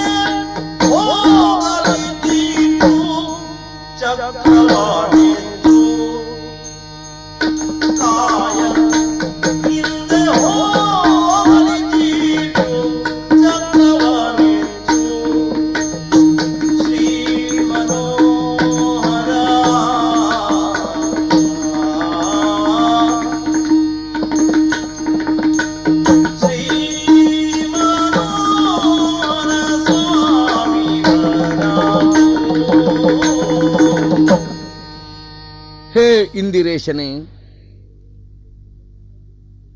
ಹೆಂಡತಿಗೆ ಗಂಡನಾಗಿ ಮಕ್ಕಳಿಗೆ ಅಪ್ಪನೆನ್ನಿಸಿಕೊಂಡು ಕುಟುಂಬಕ್ಕೆ ಯಜಮಾನನೆನ್ನಿಸಿಕೊಂಡವನಿಗೆ ಎಷ್ಟೆಲ್ಲ ತಾಪತ್ರಯಗಳು ಉಂಟಾಗುತ್ತದೆ ಎನ್ನುವುದು ಇಂದಿರೇಶನಾದಂಥ ನಿನಗೆ ವೇದ್ಯ ಸ್ವಾಮಿ. ನಾನು ಸತಿಯೊಬ್ಬಳ ಕೈಯನ್ನು ಹಿಡಿದವನಲ್ಲ. ಆದರೂ ಈ ಕುರು ವಂಶಕ್ಕೆ ಯಜಮಾನನಾಗಿ ಬದುಕಿರಬೇಕಾಯಿತು. ಎಲ್ಲಿಯವರೆಗೆ ಈ ಯಾಜಮಾನ್ಯವನ್ನು ನಾನು ನಿರ್ವಹಿಸಿದೆ ಅಂದರೆ ಇವತ್ತು ಇಲ್ಲಿಗೆ ಈ ಹಂತಕ್ಕೆ ಬಂದು ನಿಂತಿದೆ ಸ್ವಾಮಿ. ನನ್ನ ಮೊಮ್ಮಕ್ಕಳೇ ಉಭಯರು ಆ ಕೌರವರು, ಈ ಪಾಂಡವರು. ಒಬ್ಬರಲ್ಲಿ ಅರ್ಹತೆ ಇದೆ, ಮತ್ತೊಬ್ಬರಲ್ಲಿ ಅಧಿಕಾರ ಇದೆ. ಈ ಅರ್ಹತೆಯೂ ಅಧಿಕಾರವೂ ಸಮನ್ವಯಗೊಂಡಾಗಲೇ ಲೋಕಕ್ಕೆ ಸೊಗಸಾಗುತ್ತದೆ. ಈ ಕುರಿತಾದಂತಹ ಸಮನ್ವಯವನ್ನು ಸಾಧಿಸುವುದಕ್ಕೆ ಯುದ್ಧದ ಅನಿವಾರ್ಯತೆಯೇ ಉಂಟಾಗಿದೆ.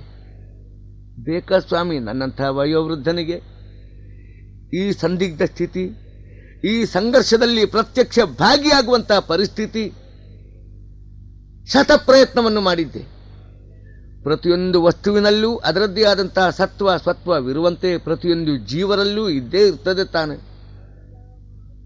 ನನ್ನ ಪ್ರಪಿತಾ ಮಹತ್ವದ ಸತ್ವದಿಂದ ಇವರ ಜಗಳವನ್ನು ಕೊನೆಗೊಳಿಸುವ ಸರ್ವ ಪ್ರಯತ್ನವನ್ನೂ ಮಾಡಿದ್ದೆ, ಆಗಲಿಲ್ಲ ಸ್ವಾಮಿ. ಈಗ ಪ್ರತ್ಯಕ್ಷ ಭಾಗಿಯಾಗಬೇಕಾದಂತಹ ಸ್ಥಿತಿಗೆ ನನ್ನನ್ನು ನಾನು ತಂದುಕೊಂಡಿದ್ದೇನೆ. ಇಲ್ಲ ಸ್ವಾಮಿ, ಇಲ್ಲ. ನೀನೋ ಮುಕುಂದನು, ಎಲ್ಲ ಸಮಸ್ಯೆಗಳಿಂದಲೂ ಮುಕ್ತಿಯನ್ನು ಕಲ್ಪಿಸಿಕೊಡುವವನು. ಒಮ್ಮೆ ಇದರಿಂದ ಪಾರುಗಾಣಿಸಬಲ್ಲೆ ಎಂಬ ಪೂರ್ಣ ವಿಶ್ವಾಸವೂ ನನಗೆ ಮೂಡಿತ್ತು ಸ್ವಾಮಿ. ನಿನ್ನ ಪ್ರಯತ್ನವೇ ವಿಫಲವಾಗಿ ನೀನೇ ಕೈಯಾರೆ ರಣವೀಲ್ಯವನ್ನು ತೆಗೆದುಕೊಂಡಾಗ ನಾನು ಒಳಗಿಂದೊಳಗೆ ಹರ್ಷಿಸಿದ್ದೆ. ಯಾಕೆ? ನಿನ್ನಿಂದೊಂದು ಮುಕ್ತಾಯ ಆಗ್ತದಲ್ಲ ಅಂತ. ಈ ಮುಕ್ತಾಯಕ್ಕೆ ನನ್ನಿಂದ ಅಡ್ಡಿಯಾಗಿದೆಯೇ? ಆತಂಕವಾಗಿದೆಯೇ? ಧಾರಾಳ. ನನಗೂ ಸಾಕಾಗಿದೆ ಸ್ವಾಮಿ. ಎಲ್ಲಿಯವರೆಗೆ ಇದನ್ನು ನೋಡಲಿ? ನನ್ನ ಅಜ್ಜತನದಲ್ಲಿ ವಿಫಲತೆಯನ್ನು ಕಂಡ ದುಃಖದಿಂದಲೇ ನಾನು ಕೊರಗ್ತಾ ಇದ್ದೇನೆ ಸ್ವಾಮಿ. ಅದಕ್ಕಾಗಿ ಹೇಳ್ತೇನೆ, ಎಲ್ಲ ವಸ್ತುಗಳಿಗೂ ಕೊನೆ ಎನ್ನುವುದೊಂದು ಬೇಕಲ್ಲ. ಇದ್ದಿರ್ತದೆ, ಅಸ್ಥಿ ಜಾಯತೆ ಹುಟ್ಟಿಕೊಳ್ಳುತ್ತದೆ, ವರ್ಧತೆ ಬೆಳವಣಿಗೆಯನ್ನು ಸಾಧಿಸ್ತದೆ, ಪರಿಣಾಮತೆ ತನ್ನದ್ದಾದಂತಹ ಸತ್ವವನ್ನು ತೋರ್ತದೆ, ಕೊನೆಗೆ ಕ್ಷೀಯತೆ ಶಿಥಿಲಗೊಳ್ತಾ ಹೋಗ್ತದೆ, ಆ ಬಳಿಕ ನಶ್ಯತೆ ನಾಶವಾಗಲೂ ಬೇಕಲ್ಲ. ಹಾಗಾಗಿ ಜೀವನಿಗೆ ದೇಹ ಮೂಲಕವಾಗಿ ಪ್ರಪಂಚದೊಂದಿಗೆ ಅನುಬಂಧ, ದೇಹಕ್ಕೆ ಇದು ಸ್ವಭಾವ. ನನಗೂ ಒಂದು ನಾಶ ಬೇಡವೇ? ಅದಕ್ಕಾಗಿ ಹೇಳ್ತೇನೆ, ಚಕ್ರವನ್ನು ಕಳುಹಿಸು, ಈಗಿಂದೀಗಲೇ ನನ್ನ ಕಂಠವನ್ನು ಕತ್ತರಿಸಿಕೊಡು, ಎಲ್ಲದರಿಂದಲೂ ಮುಕ್ತಿಯನ್ನು ನಾನು ಕಲ್ಪಿಸಿಕೊಳ್ತೇನೆ ಸ್ವಾಮಿ, ಕಲ್ಪಿಸಿಕೊಳ್ತೇನೆ. ಕಣ್ಣು ಕೆಕ್ಕರಿಸಿ ನೋಡುವುದು ಮಾತ್ರ ಏನು ಸ್ವಾಮಿ? ನನ್ನ ತುಟಿಯಂಚಿನಲ್ಲಿ ನಗೆ ಮೂಡ್ತಾ ಉಂಟಲ್ಲ.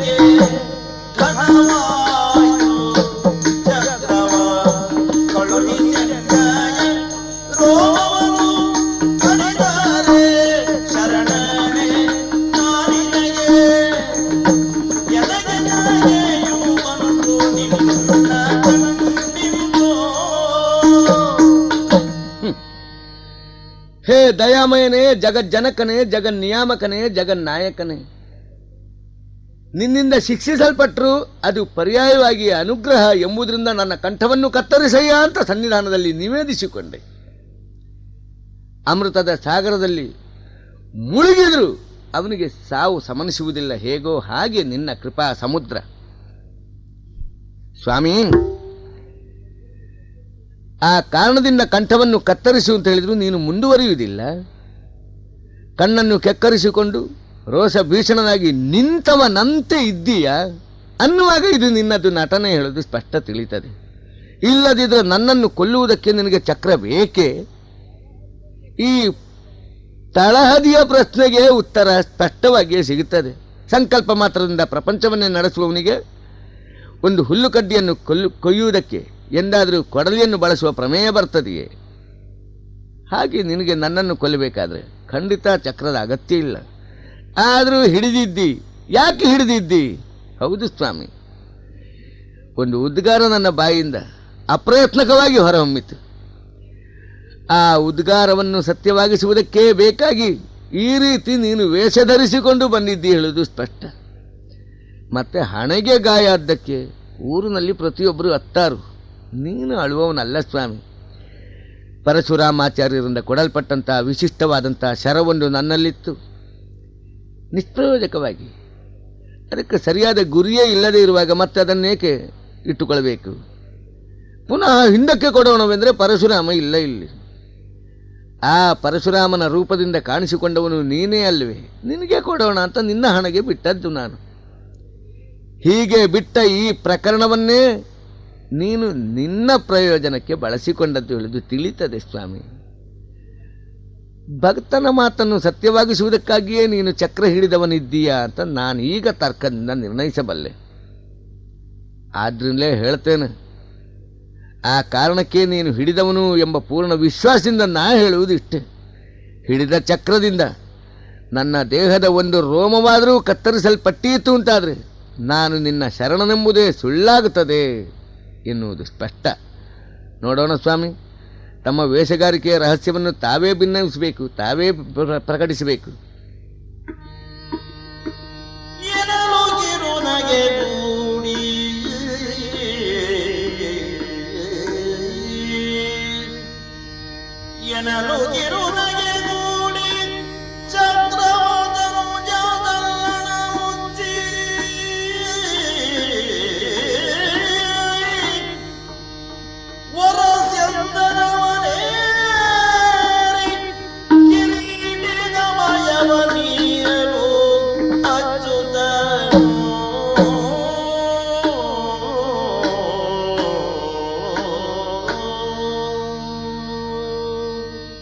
ಭೀಷ್ಮಾಚಾರ್ಯರೇ, ಶ್ರೀಕೃಷ್ಣ, ಯಾವುದೇ ರಸ ಸ್ವಾಧೀನಕ್ಕೆ ಬಂದಾಗ ಅಥವಾ ರಸದ ಸ್ವಾಧೀನಕ್ಕೆ ವ್ಯಕ್ತಿ ಹೋದಾಗ ಅದು ಬಷ್ಟು ಬೇಗ ಬದಲಾಗುವುದಿಲ್ಲ.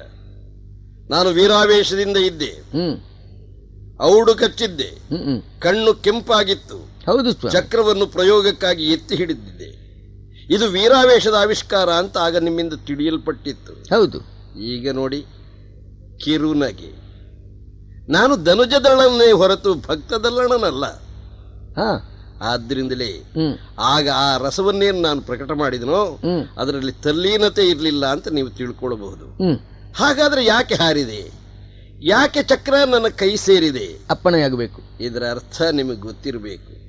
ನಾನು ಅರ್ಜುನಿಗೆ ಬಹಳ ಹೊತ್ತಿನ ಮೊದಲೇ ಹೇಳಿದ್ದೇನೆ, ಏನು ಅಂತ? ನಮೇ ಭಕ್ತ ಪ್ರಣಶ್ಯತಿ. ತನ್ನ ಭಕ್ತನು ಎಂದೆಂದಿಗೂ ನಾಶ ಹೊಂದುವುದಿಲ್ಲ. ಅವನ ಬಾಯಿಂದ ಬಂದ ಮಾತು ನಾಶ ಹೊಂದುವುದಕ್ಕೆ ಸಾಧ್ಯವೇ? ಇಲ್ಲದಿದ್ರೆ ಪ್ರಹ್ಲಾದನ ರಕ್ಷಣೆಗಾಗಿ ತಾವು ಬಣ್ಣದ ವೇಷ ಮಾಡಿಕೊಂಡು ಬರಬೇಕಾದ ಅಗತ್ಯ ಇಲ್ವಲ್ಲ? ಹೌದಲ್ಲ? ಹಾಗಾದ್ರೆ ನಾನು ಏನು ಮಾಡಿದನೋ ಅದರ ಅರ್ಥ ನಿಮಗೆ ತಿಳಿದ್ರೆ ಸರಿ, ಉಳಿದವರಿಗೆ ನಿಧಾನವಾಗಿ ಗೊತ್ತಾದರೆ ಅದು ಸರಿ. ಅರ್ಜುನ ದೇವಾ, ನಾನು ಚಕ್ರಪಾಣಿಯಾಗಿ ಯುದ್ಧ ರಂಗದಲ್ಲಿ ಮುಂದುವರೆದಾಗ ನನ್ನ ಪಾತ್ರ ಏನು ಅಂತ ನೀವು ಯೋಚಿಸಿರ್ಬೋದು. ಒಮ್ಮೆ ನಾವೆಲ್ಲ ಭರವಸೆಯನ್ನು ಕಳ್ಕೊಂಡಾಗಿದೆ. ಹಾಗಬೇಡ. ಯಾಕೆ ಗೊತ್ತಾ? ಈ ಸಭೆ ಅಥವಾ ಸೈನ್ಯ ನನ್ನ ಈ ಪ್ರಕರಣದಲ್ಲಿ ಮುಂದೇನಪ್ಪ ಗತಿ ಅಂತ ಯೋಚಿಸಿದ್ದುಂಟು. ಹೌದು. ನಾನೇನು ಮಾಡಿಬಿಡ್ತೇನೋ ಅಂತ ಉಳಿದವರೆಲ್ಲ ಅಂಜಿದ್ರೂ ಸಹ ನೀನು ನನ್ನನ್ನು ಕೈ ಜೋಡಿಸಿ ಪ್ರಾರ್ಥಿಸ್ತಾ ಇದ್ದಿ, ನನಗೇನು ಸ್ಥಾನ ಅಂತ. ಹೌದಲ್ಲ?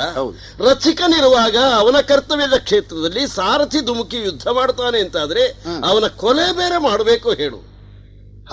ನನ್ನವನಾದ ನಿನ್ನನ್ನು ಆ ರೀತಿಯಲ್ಲಿ ಘಾಸಿಸುವುದಕ್ಕೆ ನಾನು ಸಿದ್ಧನಿಲ್ಲ.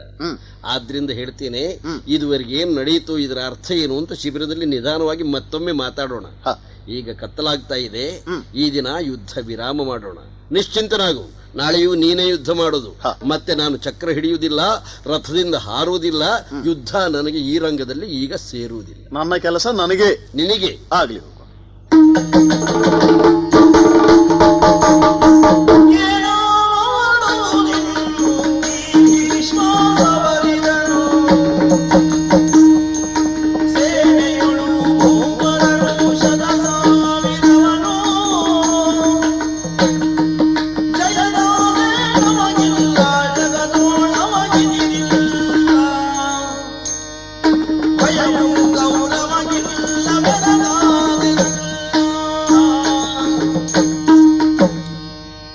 ಸ್ವಾಮಿ ಶ್ರೀಕೃಷ್ಣ, ಧರ್ಮರಾಜ, ಯುದ್ಧ ಬೇಡ ಬೇಡ ಅಂತ ನಾನೆಷ್ಟು ಬಯಸಿದ್ರೂ ಕೂಡ ನನ್ನ ಆಸೆ ಈಡೇರಲಿಲ್ಲ ಸ್ವಾಮಿ. ಸಹೋದರರಿಗೂ ನನ್ನ ಅಭಿಪ್ರಾಯದಲ್ಲಿ ಸಮ್ಮತವಿರಲಿಲ್ಲ. ಅನಿವಾರ್ಯವಾಗಿ ಯುದ್ಧ ಸಂಘಟಿಸಿತು. ನಮ್ಮ ವಿರೋಧಿ ಪಕ್ಷವಾದಂತಹ ಕೌರವರ ಸೇನಾಧಿಪತ್ಯವನ್ನು ನಮ್ಮಜ್ಜ ಭೀಷ್ಮರೇ ಒಪ್ಪಿಕೊಂಡ್ರು. ಅವರ ನೇತೃತ್ವದಲ್ಲಿ ಯುದ್ಧ ನಡೆಯುತ್ತಿದೆ. ದಿನವೊಂದಕ್ಕೆ 10,000 ಮಂದಿ ಮಕುಟವರ್ಧನರ ಶಿರವನ್ನು ಕತ್ತರಿಸುತ್ತಾ ವೀರಾವೇಶದಿಂದ ರಣರಂಗದಲ್ಲಿ ಮೆರೆಯುತ್ತಿರುವ ಅಜ್ಜನ ಸ್ಥಿತಿಯನ್ನು ಕಂಡಾಗ ಏನ ಮಾಡುವುದಿನ್ನು ಅಂತ ನಾನು ಉದ್ಗರಿಸಬೇಕಾಗಿದೆ. ದೇವರೇ, ಜಯದ ಆಶೆ ನಮಗಿಲ್ಲ. ಯಾಕೆ? ಅವರಿಗೆ ಸಮಬಲರು ನಾವಲ್ಲ. ಭೀಷ್ಮರನ್ನು ಜಯಿಸುವುದಕ್ಕೋ ಅವರ ನೇತೃತ್ವದಲ್ಲಿ ಹೋರಾಡುವಂತಹ ವಿರೋಧಿಗಳನ್ನೆಲ್ಲ ಘಾಸಿಗೊಳಿಸುವುದಕ್ಕೋ ನಾವು ಅಸಮರ್ಥರು ಎನ್ನುವ ಸ್ಥಿತಿಗೆ ನಾನು ತಲುಪಿದ್ದೇನೆ. ಒಂದು ರೀತಿಯ ನಿರಾಶಾ ಭಾವನೆ, ಹತಾಶಾ ಭಾವನೆ. ಮುಂದೇನು ಗತಿ ದೇವರೇ? ಏನ್ ಮಾಡಬೇಕು? ಧರ್ಮರಾಜ, ವಿಷಯ ಗಂಭೀರವಾದದ್ದೇ ಅಲ್ವೇ? ದಿನವೊಂದಕ್ಕೆ 10,000 ಮಕುಟಧಾರಿಗಳು ನೆಲಪಟ್ಟು ಸೇರುತ್ತಾರೆ. ಹೌದು, ಅವರ ತಲೆಗಳು ಉರುಳಿ ಬೀಳುತ್ತವೆ. ನಮ್ಮ ಕಡೆಯವರದ್ದು. ನಮ್ಮಲ್ಲಿ ನಾಯಕರ ನಷ್ಟ ಆಗದೇ ಇದ್ರೂ ಸಹಾಯಕರ ನಷ್ಟ ಆದರೆ ಮತ್ತೆ ಯುದ್ಧ ಅಪಾಯದ ಅಂಚಿಗೆ ದೂಡಲ್ಪಡುತ್ತದೆ ಅಂತ ತಾತ್ಪರ್ಯ. ಮೊದಲೇ ಅವರಲ್ಲಿರುವ ಸೈನ್ಯ ದೊಡ್ಡದು, ನಮ್ಮದು ಸ್ವಲ್ಪ. 10,000 ಮಕುಟಧಾರಿಗಳು ಸಾಧಾರಣ ಸ್ಥಾನದಲ್ಲಿದ್ದವರೆಲ್ಲರೂ ಕಿರೀಟ ಹೊತ್ತುಕೊಂಡೇ ಬರ್ತಾರೆ. ಹೌದು, ಇನ್ನು ಕಿರೀಟ ಬಿಟ್ಟು ಬರುವ ಸ್ಥಿತಿ. ಯಾಕೆಂದ್ರೆ ಕಿರೀಟ ಇಟ್ಟ ತಲೆಯೇ ಉಳಿಯುವುದಿಲ್ಲ ಅಂತ ಮಾಡ್ತಾರೆ ಇವರು, ಅಲ್ವೇ? ಹಾಗಂತ ಭೀಷ್ಮರನ್ನು ಗೆಲ್ಲುವಂತಹ ಪರಿಸ್ಥಿತಿ ಏನಿದೆಯೋ ಈ ಪರಿಸ್ಥಿತಿಯನ್ನು ಯುದ್ಧ ಮುಖಾಂತರ ನಿಭಾಯಿಸುವುದಕ್ಕಾಗ್ತದೆ ಅಂತ ನನಗೂ ಅನಿಸುವುದಿಲ್ಲ. ಮುದುಕ ಬದುಕಿನಲ್ಲಿ ಬಹಳ ದಿನಗಳ ನಂತರ ಒಮ್ಮೆ ವಿಜೃಂಭಿಸುವುದಕ್ಕೆ ತೊಡಗಿದ್ದಾನೆ. ಹಿಂದೆಲ್ಲ ಈಗಿನ ಹುಡುಗರ ಹತ್ರ ಕೇಳಿದ್ರೆ ಭೀಷ್ಮಾಚಾರ್ಯರು ಏನು ಮಾಡಿದ್ರು ಹಿಂದೆ ಒಂದೆರಡು ಕಥೆ ಬಿಟ್ರೆ ಬೇರೆ ಕಥೆ ಇಲ್ಲ. ಈ ಕಥೆ ಶಾಶ್ವತ ಮಾಡುವುದಕ್ಕೆ ಹೊರಟಿದ್ದಾನೆ. ಭೀಷ್ಮನೆಂಬ ಒಬ್ಬ ವ್ಯಕ್ತಿ ಇದ್ದ. 9 ದಿನಗಳಲ್ಲಿ 90,000 ಮಕುಟಧಾರಿಗಳನ್ನು ಬೀಳಿಸಿದ. ಇದು ಚರಿತ್ರೆಯಲ್ಲಿ ಲೇಖಿಸಲ್ಪಡಬೇಕಾದಂತಹ ಸಂಗತಿ ಆಗ್ತದೆ. ಇನ್ನಷ್ಟು ತಲೆಗಳನ್ನು ಕೊಡುವುದಕ್ಕೆ ನಿನ್ನ ತಲೆಗೆ ಬಲ ಇಲ್ಲ. ಇನ್ನಷ್ಟು ತಲೆಗಳನ್ನು ಬಲಿ ಕೊಡುವುದಿದ್ರೆ ಯುದ್ಧ ನಿನಗೆ ಬೇಕಾಗಿಯೂ ಇಲ್ಲ. ಹಾಗಂತ ಶಕ್ತಿಶಾಲಿಗಳು ನಾವು ನಾಳೆ ಅವರನ್ನು ಮುಗಿಸಿಬಿಡೋಣ ಇದನ್ನ ಅರ್ಜುನೂ ಹೇಳ್ತಾ ಇಲ್ಲ, ಈ ಕೃಷ್ಣನೂ ಹೇಳ್ತಾ ಇಲ್ಲ. ಒಂದು ಉಪಾಯ ಮಾಡೋಣ. ಉಪಾಯ? ಶಕ್ತಿ ಇಲ್ಲ ಅಲ್ಲ ಇಲ್ಲಿ. ಮತ್ತೆ ಶಕ್ತಿಯಲ್ಲಿ ಗೆಲ್ಲರಿದು ಯುಕ್ತಿ ಬೇರಿರುವುದು, ಶಕ್ತಿಯಲ್ಲಿ ಗೆಲ್ಲರಿದು ಯುಕ್ತಿ ಬೇರಿರುವುದೆಂದು ಭಕ್ತರ ಇವರ ಸಹಿತ ಮಂಗನ ಸಮುದ.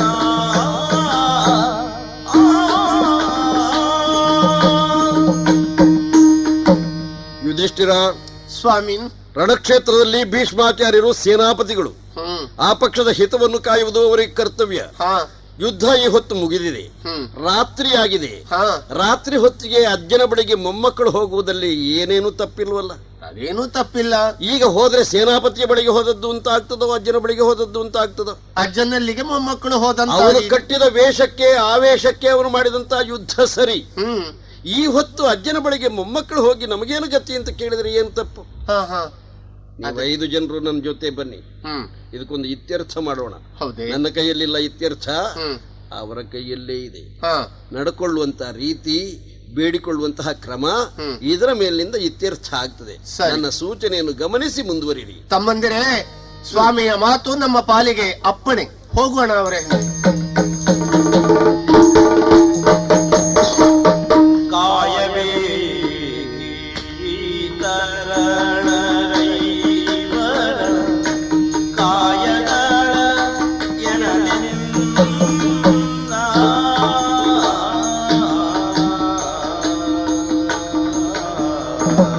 ಪಾಂಡವರು ಕಾಲಿಗೆ ಬೀಳ್ತಾ ಇರುವುದು? ಹೌದಜ್ಜ, ಹೌದು. ಏನು ಸ್ವಾಮಿ, ಶ್ರೀಕೃಷ್ಣ ನೀನು ಬಂದಿದ್ದೀಯಲ್ಲಪ್ಪ? ಕಾಯವೇ ತರಳರೈವರ ಕಾಯಗಳ ನೆನಲಿಂದ ಶ್ರೀಹರಿಯೇ. ಯಾರು? ನಾನು ಕಾಯುವವನೇ ಸ್ವಾಮಿ. ಸರ್ವರ ಕಾಯುವರೆ ಕೊಡುವರೆ ಸ್ವತಂತ್ರದ ಕಾಯನೀನು.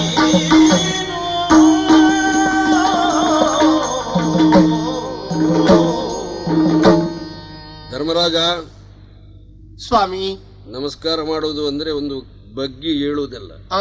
ಕಾಲು ಹಿಡ್ಕೊಳ್ಳಿ, ಏಳಿ ಅಂತ ಹೇಳುವವರೆಗೆ ಬಿಡಬೇಡಿ. ಮಲ್ಕೊಂಡಿದ್ದ ನನ್ನ ಕಾಲನ್ನು ಹಿಡಿದು ಎಳೆಯುವರು ಯಾರು? ನಾನೇ ಅಜ್ಜ. ಯುಧಿಷ್ಠಿರ ದೇವ.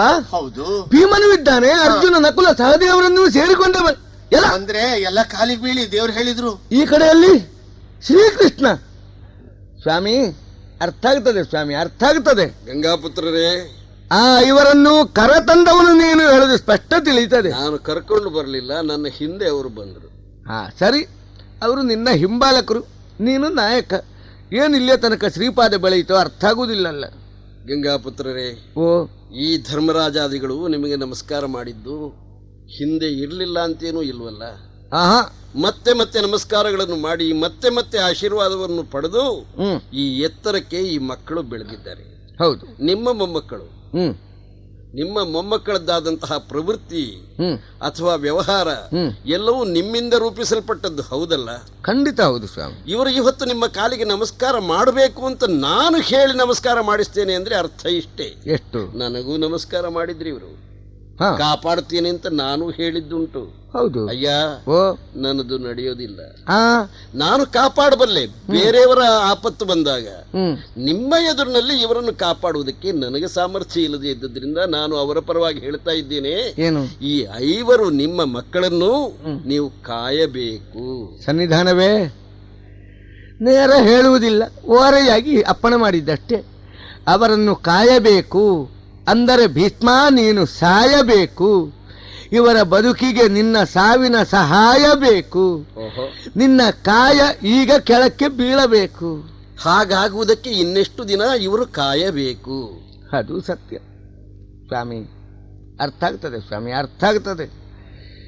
ಪಾಂಡವ ಪಂಚಕರನ್ನು ಕೊಲ್ಲುವುದಕ್ಕಾಗಿ ನಾನು ಧನುಸ್ಸು ಧಾರಿಯಾದದ್ದು ಅಲ್ಲ ಹೇಳುವುದನ್ನು ಸನ್ನಿಧಾನ ತಿಳಿದಿದೆಯಲ್ಲ, ಅಷ್ಟು ತಿಳಿದ್ರೆ ಸಾಕು. ಕೌರವರನ್ನು ಉಳಿಸಿಕೊಳ್ಳುವ ಸಲುವಾಗಿಯೇ ನಾನು ಧನುಸ್ಸನ್ನು ಹಿಡಿದಿದ್ದವನು. ಉಭಯ ಪಕ್ಷದವರ ಒಂದು ರೋಮವೂ ಕೊಂಕದಂತೆ ನಾನಿರುವಷ್ಟು ಕಾಲ ಹೆಣಗಬೇಕು ಎಂಬ ನನ್ನ ಹಿರಿತನದ ನೆಲೆಯಿಂದ ಕಾದುಕೊಂಡವನು ಅಷ್ಟೇ. ಇವರನ್ನು ಕಾಯುವುದಕ್ಕೆ ನೀನಿದ್ದಿ ಅಂತಾದ್ರೆ ಕೌರವಾದಿಗಳ ಗತಿಯೇನು ಎಂಬ ಪ್ರಶ್ನೆ ನನ್ನ ಮುಂದೆ ಕಾಡ್ತಾ ಉಂಟು. ಆದರೂ ನಿಸರ್ಗ ನಿಯಮಕ್ಕನುಸಾರವಾಗಿ ನಾನು ಈ ಪ್ರಪಂಚಕ್ಕೆ ವಿದಾಯವನ್ನು ಹೇಳಲೇಬೇಕಾದಂತಹ ಅನಿವಾರ್ಯತೆಯನ್ನು ಗುರುತಿಸಿಕೊಂಡಿದ್ದೇನೆ ಸ್ವಾಮಿ. ಅದಕ್ಕಾಗಿ ಒಂದು ದಾರಿಯನ್ನು ಅವರಿಗೆ ಹೇಳ್ತೇನೆ. ಧರ್ಮರಾಯ, ನಾಳಿನ ದಿನ ಶಿಖಂಡಿಯನ್ನು ಮುಂದಕ್ಕಿರಿಸಿಕೊಂಡು ಅರ್ಜುನನು ನನ್ನೊಂದಿಗೆ ಯುದ್ಧ ಮಾಡಲಿ. ಯಾಕೆಂದ್ರೆ ಹಸ್ತಿನಾವತಿಯ ಕುರಿತಾದಂತಹ ದ್ವೇಷವನ್ನು ತಳೆದ ಆ ಪಾಂಚಾಲರು ಭೀಷ್ಮನಿರುವಷ್ಟು ಕಾಲ ಈ ಹಸ್ತಿನಾವತಿಯಲ್ಲಿ ಏನನ್ನೂ ಸಾಧಿಸುವುದಕ್ಕಾಗುವುದಿಲ್ಲ ಎನ್ನುವುದನ್ನು ಮನಗಂಡು ಭೀಷ್ಮನ ಅವನತಿಯನ್ನು ಸಾಧಿಸುವುದಕ್ಕೋಸ್ಕರವೇ ಹರನ ಒಲುಮೆಯಿಂದ ಶಿಖಂಡಿಯನ್ನು ಮಗನನ್ನಾಗಿ ಪಡೆದ ಕತೆ ನಿನಗೆ ತಿಳಿಯದ್ದೇನೂ ಅಲ್ಲ. ಯಾಕಂದ್ರೆ ನಿನ್ನ ನೆಂಟ್ರ ಮನೆಯ ಕತೆ ಅದು. ಅಂಥ ಶಿಖಂಡಿ ಗಂಡು ಅಲ್ಲ, ಹೆಣ್ಣು ಅಲ್ಲ. ಗಂಡು ಹೌದು, ಹೆಣ್ಣು ಹೌದು. ಇದಮ್ಮಿತ್ತಮಾದಂತಹ ನೆಲೆ ಇಲ್ಲದವನು. ನನ್ನ ಜೀವನದ ಕುರಿತು ಗಂಡು ಅಲ್ಲದ ಹೆಣ್ಣು ಅಲ್ಲದ ಒಂದಕ್ಕೆ ನನ್ನ ಪ್ರಾಣ ಮುಡಿಪು ಅಂತ ಎಂದೋ ಉದ್ಘೋಷಿಸಿದ್ದುಂಟು ಆ ಅಂಬಾ ಪ್ರಕರಣದಲ್ಲಿ. ಅದಕ್ಕೆ ಸರಿಯಾಗಿ ಇವತ್ತು ಗಂಡು ಅಲ್ಲದ ಹೆಣ್ಣು ಅಲ್ಲದ ಒಂದು ಮುಂದೆ ಬಂದು ನಿಂತ್ರೆ ಆಗ ನಾನು ಶಸ್ತ್ರ ಸನ್ಯಾಸವನ್ನು ಕೈಗೊಳ್ಳಬೇಕಾದ ಅನಿವಾರ್ಯತೆಯೂ ಉಂಟಪ್ಪ. ಆ ಮೂಲಕ ನಾನು ವಿಯೋಗವನ್ನು ಹೊಂದುತ್ತೇನೆ.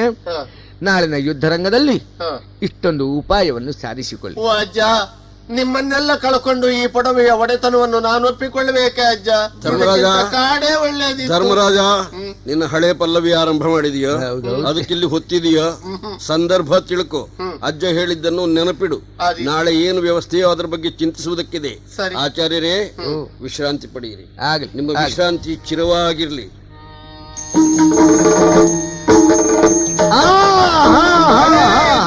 ಶಿಖಂಡಿ ಬರ್ತಾ ಇದ್ದಾನೆ, ಅವನನ್ನು ಎಲ್ಲಾ ಕಡೆಯಿಂದ ತಡೆಯುವ ಹಾಗೆ ಯುದ್ಧ ಮಾಡಿ. ಅಯ್ಯ ಕೌರವೇಶ್ವರ, ಅಜ್ಜ ಸೋತೆನಪ್ಪ, ನಾನು ಸೋತೆ. ನಿಮ್ಮೆಲ್ಲರ ಪ್ರಯತ್ನವನ್ನು ಮೀರಿ ಶಿಖಂಡಿಯ ಎದುರಿಗೆ ಬಂದಿದ್ದ. ನಾನು ಮೊದಲೇ ನಿರ್ಣಯಿಸಿದಂತಹ ನನ್ನ ಸಂಕಲ್ಪಕ್ಕನುಸಾರವಾಗಿ ಶಸ್ತ್ರ ಸನ್ಯಾಸವನ್ನು ಇದ್ದಾರೆ.